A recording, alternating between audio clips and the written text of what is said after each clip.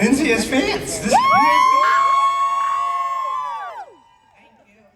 All right, gang, we are going to keep talking about bringing people into your company and getting the most out of them. So who better to kick this off than Linzee Ciprani? Linzee, you are in the business of finding talent, placing talent, and what's interesting about your company is it does it exclusively for real estate agents because you understand our models, our systems, and the MREA. Yeah. So walk me through how you think about bringing people into an organization and then any hacks that you have that I should know about.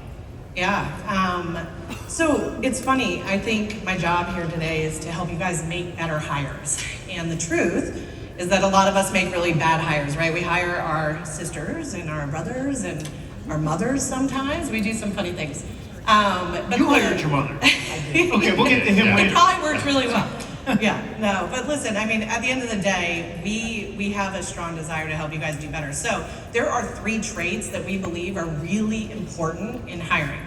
One of them is a problem solver. So like this goes for admin, it goes for team leaders, it goes for everything in real estate because that's all we do all day long, right? We problem solve. And so we have to find a problem solver. So I want to give you an actual question that we use that is a scenario question, and I believe that those are really important. I want to give you a question that is all around problem solving because I think it's really important. So here's the deal. You could have somebody sitting in front of you, right? And again, it could be admin, it could be an agent, and you can ask them like, hey, if we have you sitting in an open house, and open house is a vacant home, and you actually have to tell people these days, which is a shame, vacant means that there's nobody living there. And you go ahead and say, you know, you go in, you leave about 5 minutes before you have to, you know, open the doors, bring people in, and you're going to, you know, open the doors, turn on the lights, get everything ready, and the smoke detector's doing that annoying little beep thing. What do? Right? You wouldn't believe how many people are like, I'm gonna turn up the music, and I'm just gonna say sorry for the beeping. That is not the person you need in your life. And most of us sitting here are like, there's no way I would do that. You wouldn't believe how many people say something like that, right? They do not think about going up, taking off the smoke detector, taking the batteries out, putting it back, and then afterwards going and getting batteries because it's a vacant home that we're in charge of. And so you want the person that can do that. But here's an even better thing. Like if you can find the person that's like, okay, it's a vacant home and maybe there's no chairs or there's nothing for me to climb up on, that is the problem solver. That is like the person that you really want to go after because they're thinking about it, right? And you sort of lay out these traits. Like The first thing I'm looking for are problem solvers. Yes. The next thing I want is someone that's flexible and versatile. Yes. What do you mean when you say that? Yeah, so flexible, you know, we want somebody who would like see that there is a clogged toilet right before a settlement and like unclog it, right? They're not just calling the plumber. Like we need people that are gonna wear multiple hats. They're the janitor, they're everything in our business, right? And that's what makes a small business go. So that's the second trait. And then the third one, we talk about all the time in Keller Williams, it's growth-minded, learning-based people. And you need to be able to ask questions. Again, we love scenarios, so put them in a scenario. But you have to be able to ask questions that make sure that you can see that somebody is growth-minded, right? And so asking them maybe something like, hey, tell me about a time when, you know, you were, I don't know, you know, you were doing something, I don't know, I can't even remember the question. But listen, we have a one-pager, and you get to go and look at it. I'll bring it back. We have lots of those questions.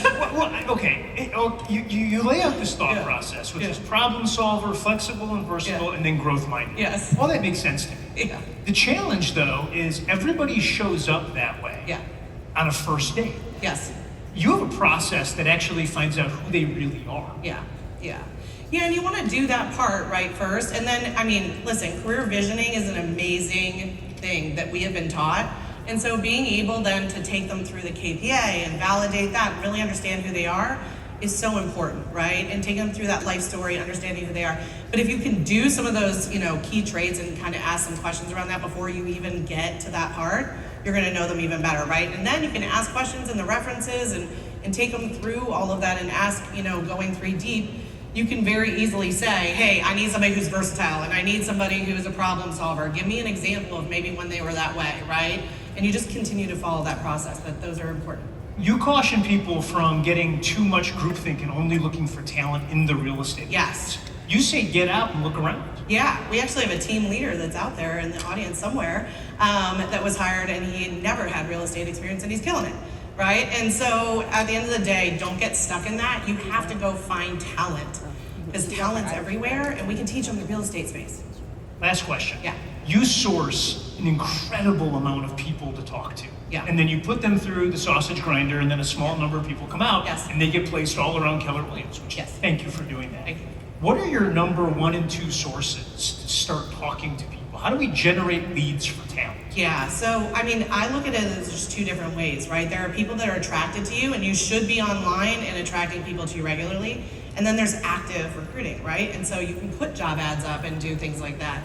I do believe that you should be running job ads. Like if you're not doing this regularly, you should have job ads up for admin, for agents, for if you're in the market center, it's team leaders and MCAs and all kinds of different things all the time, because you should be building your bench. And then when you say job ads, be specific. Yeah. Where are the places I should post them?